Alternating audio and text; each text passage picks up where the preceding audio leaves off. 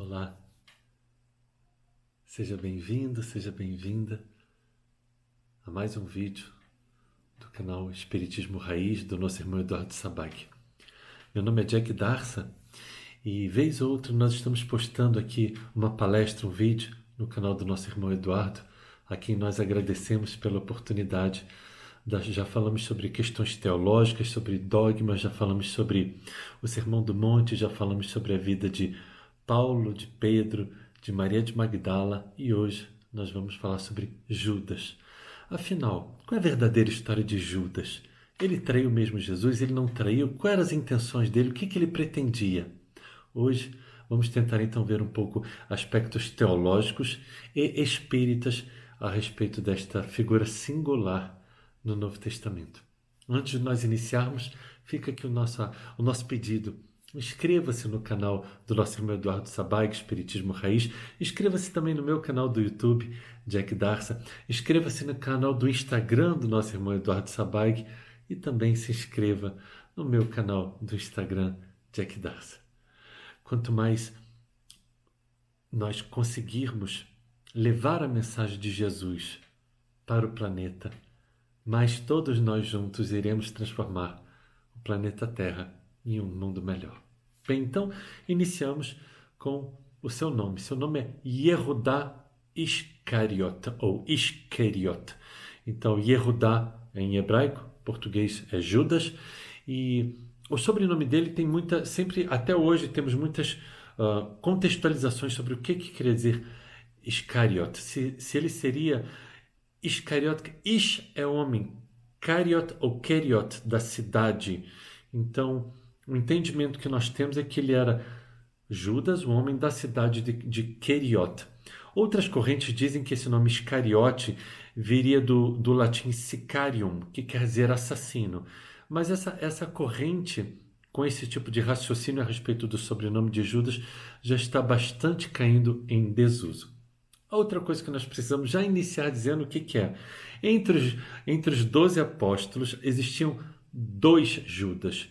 E no Novo Testamento, nós, principalmente nos 4 evangelhos, nós vamos ter 3 Judas diferentes. Então, nós vamos ter um dos 12 apóstolos, é chamado de Judas Tadeu, que ele é também conhecido como Lebeu. Nós vamos ter o Judas Iscariote. E vamos ver em Mateus 13,55 que um dos irmãos de Jesus tinha o nome de Judas. Não vamos adentrar aqui o contexto, se Jesus tinha irmãos ou não. De repente eu vou fazer um vídeo sobre isso. Mas temos esses 3 Judas que aparecem no Novo Testamento. Então, primeiramente, vamos entender um pouco a personalidade. Quem era Judas Iscariote, um dos 12 apóstolos?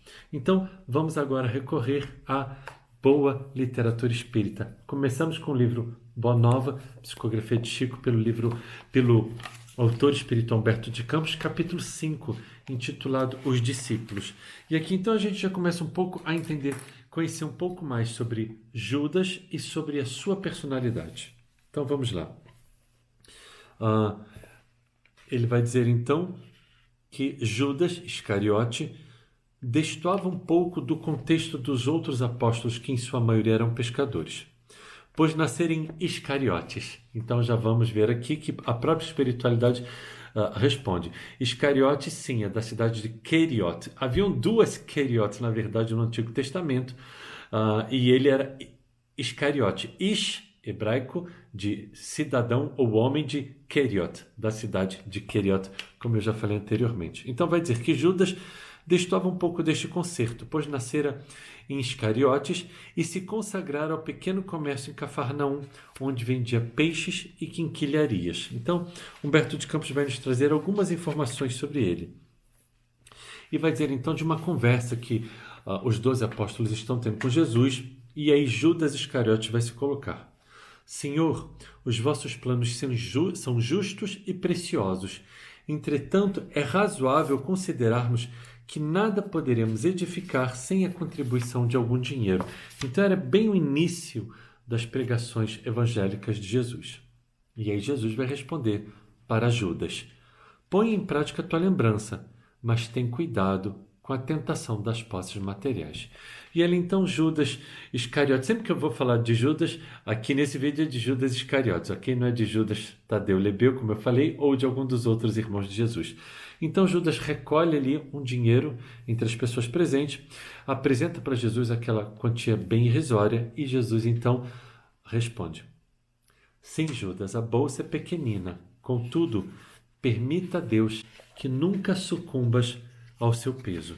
Então vamos ver aqui já no capítulo 5 do livro Boa Nova, de Humberto de Campos, algumas particularidades da personalidade de Judas.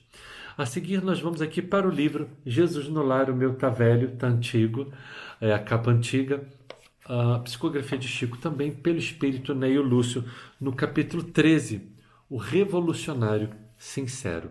E aqui mais uma vez vamos estudar e entender um pouco mais sobre a personalidade deste homem singular.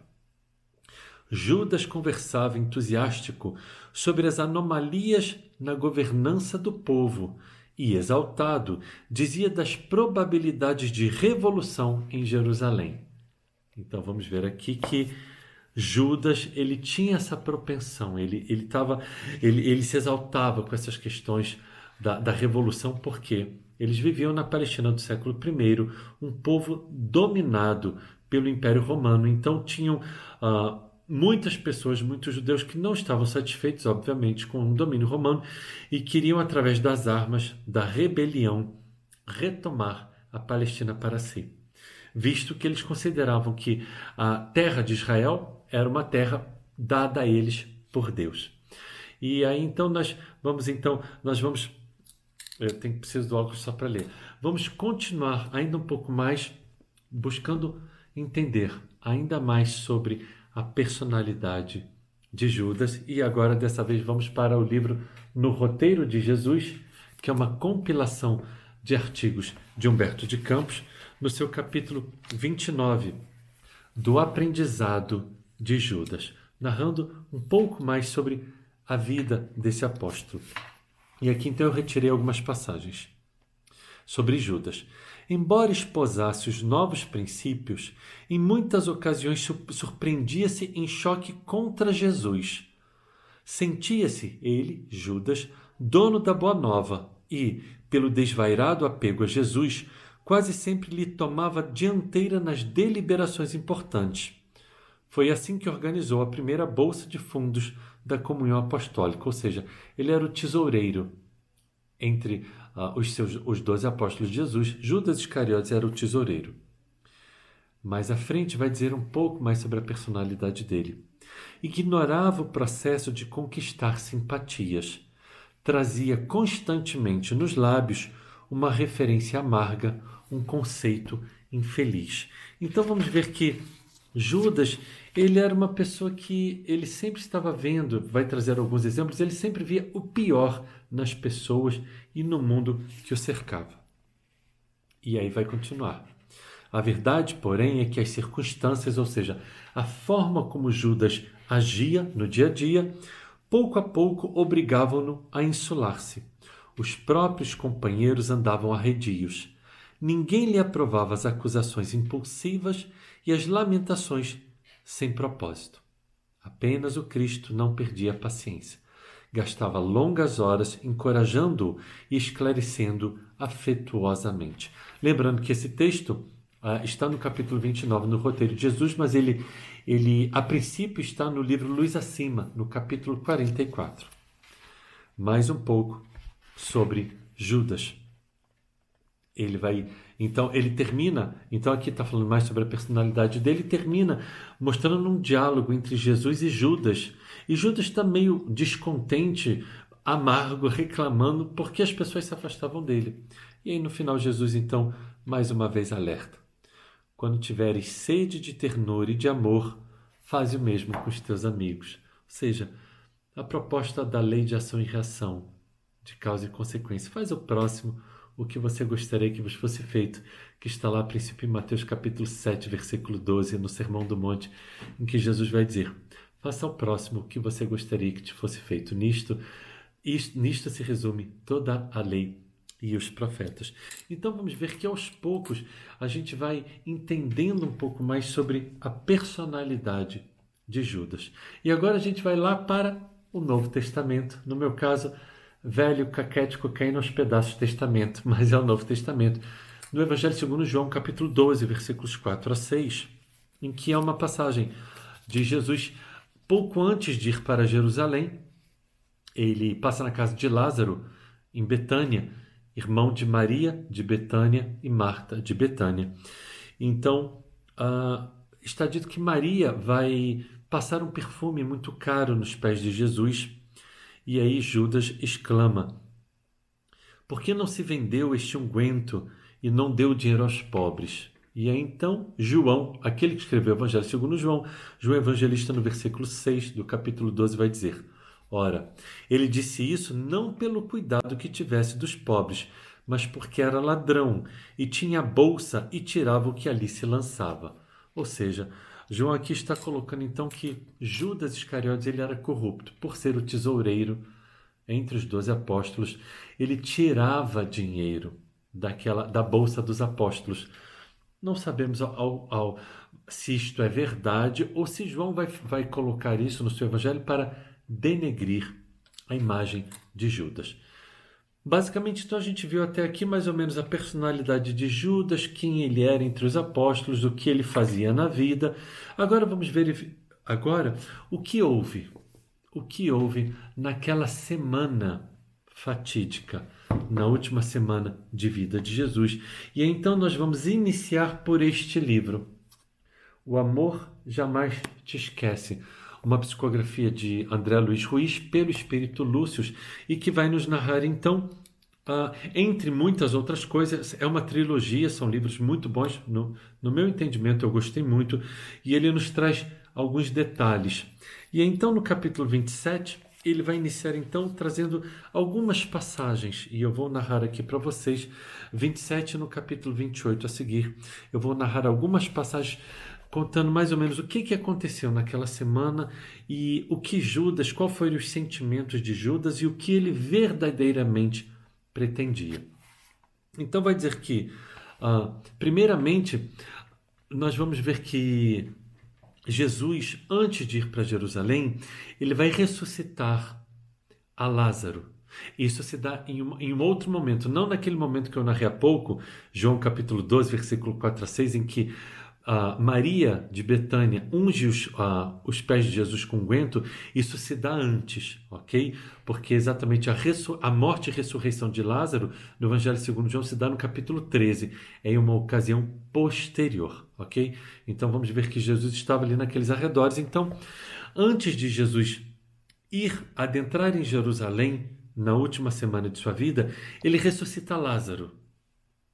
E isso é importante que a gente tenha em mente, porque é uma passagem muito significativa, porque vamos ver que ele vai ressuscitar Lázaro e a seguir ele se dirige a Jerusalém. Então vamos ver aqui eu prefiro ler. Judas, crendo que isso fazia parte da estratégia do Senhor, fez mais do que depressa correr a notícia de que o libertador, o verdadeiro rei dos judeus, estava chegando. O que aconteceu? Ele ressuscita Lázaro. E então aqui a gente tem essa passagem.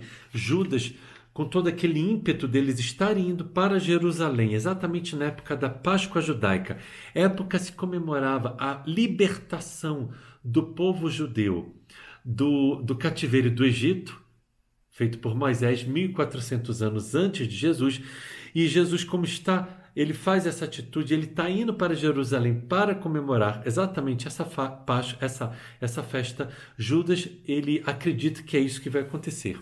A seguir, Jesus adentra a cidade montando num burrico, exatamente cumprindo mais uma das profecias, que o Messias iria adentrar a cidade de Jerusalém montado em um burrico. Então isso para Judas já dá um outro sinal.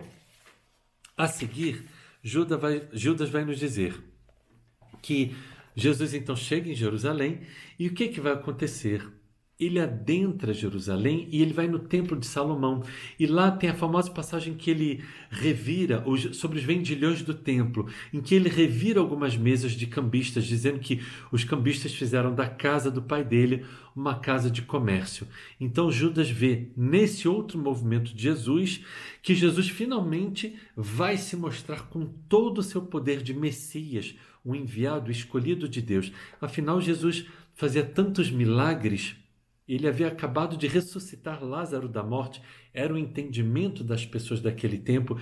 E então ele vai ver que Jesus derruba as mesas. Então ele fala, bom, agora então finalmente Jesus vai se mostrar. Só que o que acontece? O tempo, os dias iam se passando e Jesus nada fazia, não tomava nenhuma atitude. E Judas começa a ficar angustiado com aquela questão. E aí está escrito aqui, agoniava-se o discípulo vendo a inércia de Jesus. Já se haviam passado mais de 4 dias desde que Jesus chegara a Jerusalém naquele domingo triunfal, que ele chega e todos estão jogando ramos no chão para que Jesus passe com o borrico, estão entoando hinos de hosanas aos céus, porque o Messias está chegando. E nada tinha acontecido ainda. Judas, então, concebeu o plano de dar início à rebelião por sua conta própria, pois imaginava que assim, o fazendo, as circunstâncias produziriam o resto naturalmente. Então vamos ver que Judas, ele faz um acordo com as pessoas mais importantes do Templo de Jerusalém. Qual seria o acordo? Eles iriam prender Jesus para salvaguardá-lo, eles iriam iniciar uma rebelião armada e depois, quando tudo estivesse pronto, Jesus seria solto. E para que essa encenação tivesse efeito, seria constado que Judas havia traído Jesus. Então, as pessoas do Templo de Salomão dão a Judas as famosas 20 moedas de prata. E como sendo um valor para representar o empenho, ou seja, que Judas havia efetivamente traído Judas. E aí, o que ocorre? Em realidade, no coração de Judas, apesar de sua condição inferiorizada e cega, sua conduta não era do traidor, mas sim daquele que dá condições para que o movimento libertador se iniciasse. Então vamos ver que era isso que Judas tinha em mente. Não, eu vou iniciar aqui essa rebelião, essa revolta, essa revolução, e quando tudo estiver certo, Jesus então vai se mostrar em todo o seu poder, em toda a sua glória. Ele pensava em meio que forçar Jesus a se mostrar. Para si mesmo, Judas era um quase-herói ainda não compreendido, mas que em breve seria como tal reconhecido pela sua coragem, porque ele acredita que ele ia tomar uma atitude que nenhum dos outros apóstolos estava tomando. Além disso, houvera conseguido dos sacerdotes com quem se entendera todas as garantias necessárias à proteção de Jesus, que mais tarde seria devolvido à liberdade sem danos para sua integridade física. Então vejam que Judas tinha esse entendimento no coração dele, ele estava fazendo algo bom para Jesus e para o povo judeu. A seguir, então, o que ocorre? Judas entrega Jesus e ele vê que ele havia sido enganado pelos sacerdotes do templo. Essa é a grande questão. Ele pensou que estava tudo certo, ele teve como boa fé o acordo que ele tinha com os sacerdotes do templo e ele viu que os sacerdotes traíram a ele. Assim como ele, entre aspas, na mente dele, ele não estava traindo Jesus, era uma encenação, mas assim como ele trai Jesus, ele vê que os sacerdotes do templo o traíram. Nunca desejara que aquilo acontecesse a Jesus. E aí, no final, o relato final da vida de Jesus, em que o Espírito Lúcio vai nos narrar. Tomado de vergonha e vendo-se culpado pelos seus atos nocivos, que na sua visão haviam frustrado todo o desejo de liberdade que a figura de Jesus representava, o apóstolo, caído moralmente, atirou as moedas no templo, como se estivesse devolvendo uma parte lhe cabia naquele trato, e acusando os saduceus e fariseus, eram as seitas dominantes do templo de Jerusalém, de terem traído os anseios da própria raça e a própria palavra. E depois, acreditando ser essa a única e pior punição para sua vergonha pessoal, pendurou-se em uma árvore, tirando a própria vida. Então vamos ver aqui que Judas, ele comete suicídio. Ele se enforca ao ver que ele foi traído por aqueles com quem ele havia tratado toda uma questão para trazer a revolução e a liberdade para o povo judeu. Vamos ver ainda mais à frente, em outros livros, essa mesma passagem contada de uma forma diferente. E aí agora a gente volta lá para o livro Boa Nova, no capítulo 24, que vai igualmente narrar essa mesma questão. Vamos ver aqui, capítulo 24 do livro Boa Nova, o título é A Ilusão do Discípulo. Então, vai narrar mais ou menos a mesma história, porque são espíritos diferentes contando a mesma história. E nós vamos ver então aqui no livro Boa Nova, o que ocorre? Qual era o pensamento de Judas? Não seria melhor apressar o triunfo mundano do cristianismo? De novo, Judas com aquele anseio. E ele, de novo, vai narrar aqui o pensamento dele. Depois de atingir o alto cargo com que contava, libertaria Jesus e lhe dirigiria os dons espirituais. Lembram que há pouco a gente falou que Judas meio que se angustiava com Jesus e ele meio que às vezes tomava a frente das coisas? Então aqui ele está dizendo de novo, a ideia era que aquele conluio, aquele acordo com os sacerdotes, com os fariseus, com os saduceus, ele então tomaria conta de tudo e depois entregaria a liderança do movimento para Jesus. O mestre, a seu ver, era demasiadamente humilde e generoso para vencer sozinho por entre a maldade e a violência. Então ele achava que ele saberia conduzir melhor o movimento, a despeito de saber que o líder seria Jesus. Olha o que está escrito aqui. Judas amava o Messias e esperava ansiosamente um instante do triunfo para lhe dar a alegria da vitória cristã através das manobras políticas do mundo. Então vamos ver que Judas ele tinha um coração bom. Ele era meio atrapalhado, digamos assim, mas ele tinha uma ideia boa do que fazer.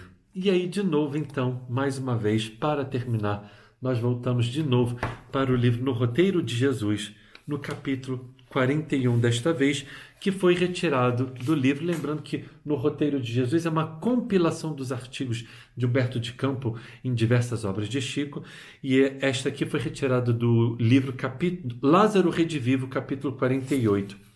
O Discípulo Ambicioso é o título, e está dito aqui. Ele intentava resolver os problemas de Jesus perante as forças políticas do tempo. Valer-se-ia da influência prestigiosa dos sacerdotes, movimentaria Jerusalém, tomaria o cetro do povo israelita em obediência às tradições dos reis e juízes do passado e, logo que fosse consolidado o poder, restituiria a Jesus a direção, a honra, a chefia. Então, aqui a gente está vendo, né? Judas, então, era um homem ambicioso, desde o início do movimento, querendo ver uma revolução na Palestina, ou seja, a Galileia aqui, Samaria embaixo, e a Judéia aqui, onde ficava o Templo de Salomão, que era a capital política, religiosa e financeira do povo judeu, que era a Palestina daquele tempo, e ele queria que o povo retomasse o seu direito de se autogovernar e expulsasse os romanos. Então ele, sabendo que Jesus era o Messias, que ele detinha, quem sabe, algum poder sobrenatural, como vinha mostrando nos seus 3 anos de pregação, e como Jesus estava muito pacato naquela situação, naquela festa judaica, ele resolveu meio que dar um empurrãozinho na situação. Esse era o pensamento de Judas. Ele não tinha... ele não acreditava que as coisas fossem sair como fosse. Ele acreditava que o acordo que ele tinha feito com os fariseus e os saduceus, ou seja, a retomada do poder pela força e depois entregar a liderança do movimento a Jesus como o rei dos judeus, como o Messias esperado, ele acreditava que daria certo. Então, finalmente, como nós vimos no livro O Amor Jamais Te Esquece, ele vai se enforcar. Informação essa que é corroborada pelo Evangelho segundo Mateus, capítulo 27, versículo 5. Se eu não me engano, vamos ver se é isso mesmo. Nem está aqui marcado, vamos ver se é isso. Capítulo... Isso. E aqui vai dizer, Evangelho segundo Mateus, capítulo 27, versículo 5. E ele, atirando para o templo as moedas de prata, retirou-se e foi-se enforcar. Então, vamos ver aqui então que não só na questão teológica, mas nas obras espíritas vai corroborar essa questão. Em Atos capítulo 1, versículo 18, conta uma história diferente para a morte de Judas. Conta que ele caiu e arrebentou as entranhas. Então, existem teólogos que tentam meio que coordenar isso. Então, eles dizem, não, ele se enforcou numa árvore na beira de um precipício, o tronco partiu, o galho partiu, então o corpo caiu e as entranhas se arrebentaram. São conjecturas, mas o fato é, Judas se enforcou. Nós vamos ver, então, que a partir desse movimento, voltamos para o livro No Roteiro de Jesus. Ok. Viram que são muitos livros, né? E já deixo desde já o aviso. Não está tudo aqui que nós temos. Tem muita coisa sobre Judas ainda esparsas em muitas obras e nos primeiros pais da igreja. Mas voltamos de novo para o livro No Roteiro de Jesus, dessa vez para o capítulo 38. Então, o capítulo 38, intitulado O Anjo Solitário, foi retirado do livro de Humberto de Campos, Estante da Vida, capítulo 34, e vai narrar o momento em que Jesus está na crucificação. Ele já está crucificado, e vários anjos estão ali consolando Jesus, e vem um anjo em particular, por isso que o título é O Anjo Solitário, e Jesus sussurra algo no ouvido deste anjo. E então está dizendo que o mensageiro solitário, o anjo, desprendeu-se então do lenho duro da cruz, revelando olhos serenos e úmidos, e, de imediato, desceu do monte ensolarado para as sombras que começavam a invadir Jerusalém, procurando Judas, a fim de socorrê-lo e ampará-lo. Então, vamos ver que mesmo na cruz, Jesus se preocupa com o estado de Judas. E aí nós passamos então para o que ocorreu então com o tempo. Então vamos agora dessa vez para a nossa boa internet, visto que eu não tinha aqui este livro. Vamos então agora para o livro, deixa eu buscar aqui, qual é o capítulo? Crônicas de Além-Túmulo, capítulo 5, mas nós vamos então somente para uma parte específica. Narra o encontro de Humberto de Campos com Judas no mundo espiritual, e aqui vai nos trazer uma informação importante. De novo, vai nos trazer o pensamento de Judas. Entregando, pois, o mestre a Caifás, que era o sumo sacerdote, é Judas falando para Humberto de Campos. Não julguei que as coisas atingissem um fim tão lamentável e, ralado de remorsos, presumi que o suicídio era a única maneira de me redimir aos seus olhos. E ainda aqui nesse mesmo texto vai ser narrado então que a sua última existência, sua última reencarnação foi como Joana d'Arc no século XV, certo? E aí vamos ver então outras duas passagens, outras duas leituras. Não, antes disso vamos falar um pouco sobre o Evangelho de Judas. Foi descoberto o Evangelho de Judas, agora ele foi divulgado, agora nesse século. Era um evangelho que nós tínhamos conhecimento através das escrituras de Irineu, um dos pais da igreja, o bispo Irineu de Lyon, do século II, do finalzinho do século II, e vamos ver que ele vai falar sobre esse Evangelho de Judas. Ele vai considerá-lo herético, ou seja, ele vai dizer que o Evangelho de Judas era uma heresia. Então sabíamos já, como muitos outros evangelhos que sabemos que existiram, que até hoje não chegou até nós, como por exemplo o evangelho dos ebionitas, dos nazarenos, dos hebreus, até hoje não foram descobertos esses evangelhos. O evangelho de Que também não foi descoberto, não chegou até hoje, mas foi descoberto foi lançado a público agora no início desse século que foi descoberto esse Evangelho de Judas. Ele só leva o nome de Judas, mas não é de Judas, é um evangelho gnóstico do século II, portanto Judas já havia morrido há muito tempo, e ele traz algumas informações gnósticas, assim como o evangelho de Tomé. Creio que eu já tenha falado sobre isso no vídeo, muito provavelmente, creio que sobre Paulo, eu já tenho falado um pouco sobre o evangelho gnóstico de Tomé, não me recordo agora, mas é um evangelho gnóstico. Então, ele traz informações basicamente sobre uma seita cristã do século I, segundo e terceiro. Vamos entender que quando Jesus morre, não existe um cristianismo. Existem muitas seitas cristãs. Eu acabei de falar dos ebionitas, era uma seita cristã, por exemplo, do século I e II. A seita dos gnósticos era uma outra seita cristã. É por isso que no ano de 325, naquilo que é conhecido como o Primeiro Concílio de Constantinopla, Constantino tenta falar assim, não, vamos dizer o que é evangelho, o que não é, o que é para ser seguido, o que não é para ser seguido, vamos estabelecer um só cristianismo. A ideia dele era convergir todos os cristianismos em uma única corrente. Então, temos o evangelho de Judas, efetivamente, mas não é de Judas, traz várias outras questões desta seita do século II. Ela é muito interessante, mas não remete ao Judas, a Iscariotes, do século I, ok? Então vamos ver agora, para nós terminarmos, vamos ver duas questões a respeito que ele então ele se enforca, né? Então vamos ver aqui dois poemas. O primeiro poema é um poema intitulado Amor e Perdão, de Amélia Rodrigues. Eu não vou ler todo o poema, porque ele é longo, mas é como se fosse uma conversa de Maria de Magdala com Jesus. Então, ele vai, em uma certa passagem, ele vai dizer que ele, após a crucificação, após a sua morte, ele vai estar dizendo para Maria, Maria de Magdala, não fui ao alto, nem me elevei sequer um palmo à luz do firmamento. Quem ama não consegue achar o céu de um salto.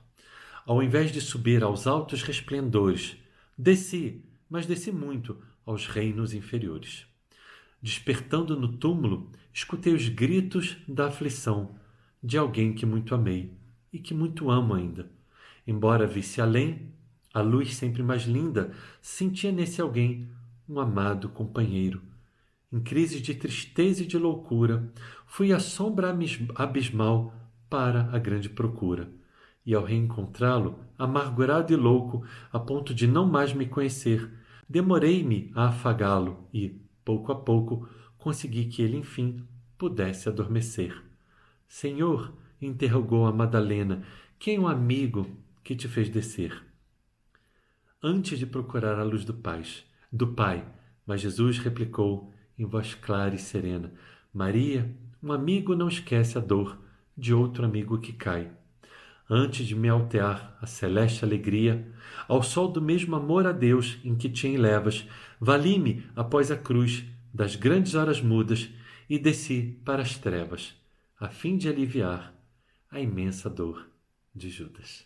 Então vamos ver então poema Maria Dolores do livro Coração e Vida por Chico Xavier. Vamos ver que Jesus então está narrando aqui que após a sua morte, após a sua crucificação, ele vai até as trevas para ir em busca e consolar Judas.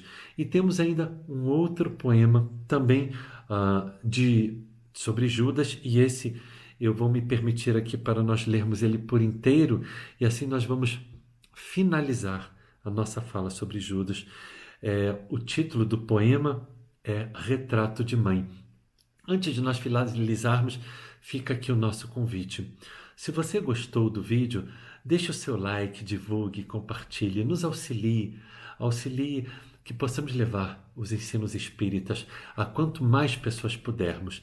E fazendo aqui agora uma propaganda pessoal, lá no meu Instagram, Jack Darsa, nós temos diariamente vídeos curtos de 1 minuto diariamente falando sobre teologia, cristianismo primitivo, doutrina espírita. Toda terça às 20 horas temos o culto do Evangelho no Lar, seguido de meditação guiada e passe virtual.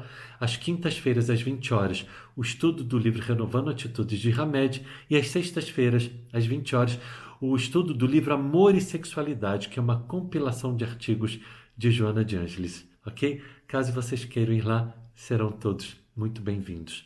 Então terminamos aqui com o poema Roteiro de Mãe, por Maria Dolores, através de Chico Xavier.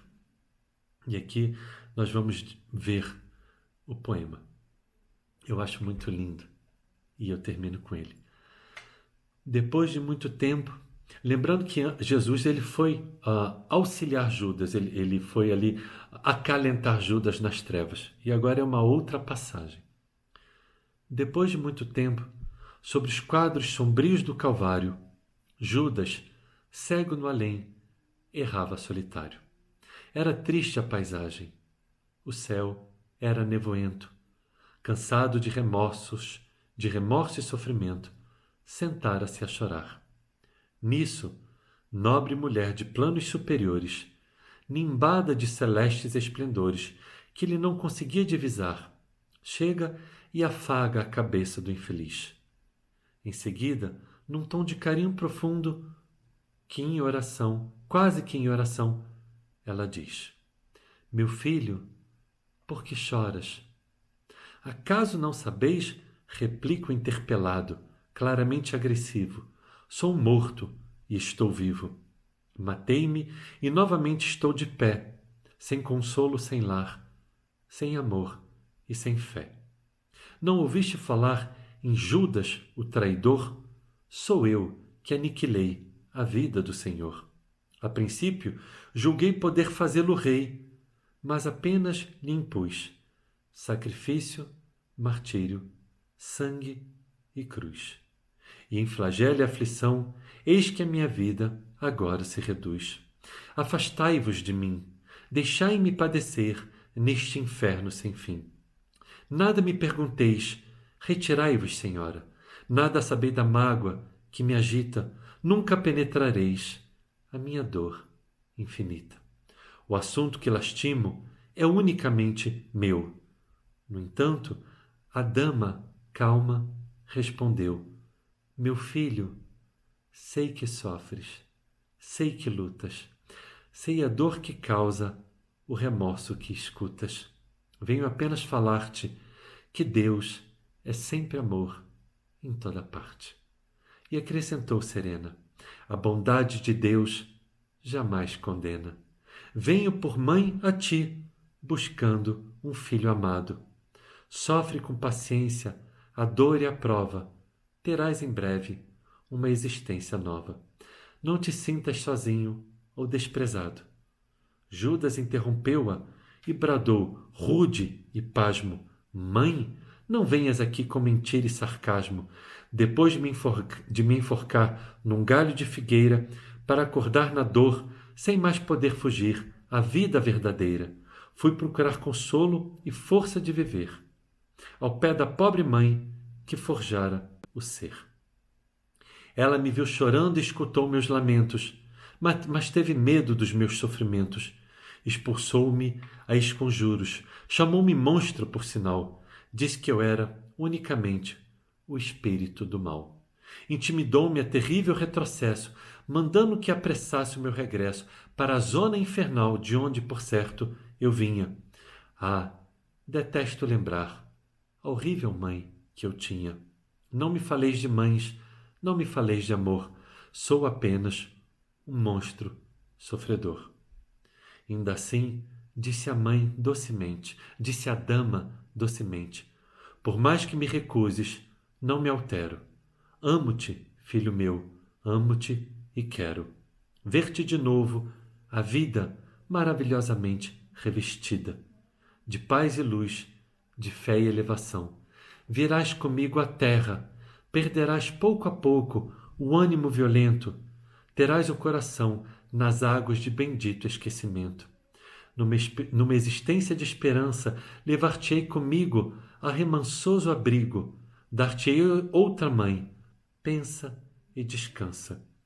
E Judas, neste instante, como quem olvidasse a própria dor gigante, ou como quem se desgarra de pesadelo atroz, perguntou: Quem sois vós, que me falas assim, sabendo-me traidor? Sois divina mulher, irradiando amor, ou anjo celestial, de quem presinto a luz? No entanto, ela, a fitá-lo, frente a frente, respondeu simplesmente: Meu filho, eu sou Maria, sou a mãe de Jesus.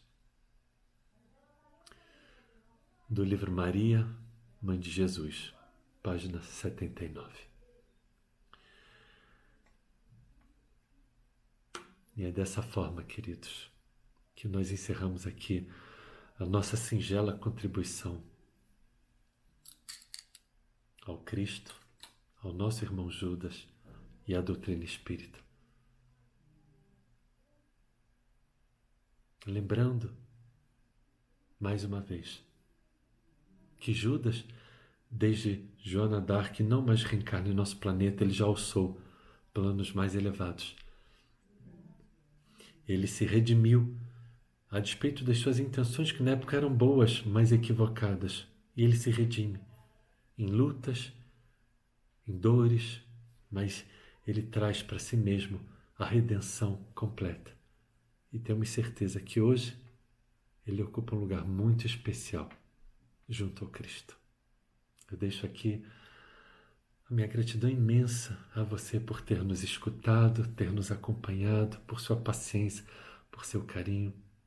E de mim para você, como não pode deixar de ser, a paz que existe em mim, eu dedico a você. Muita paz.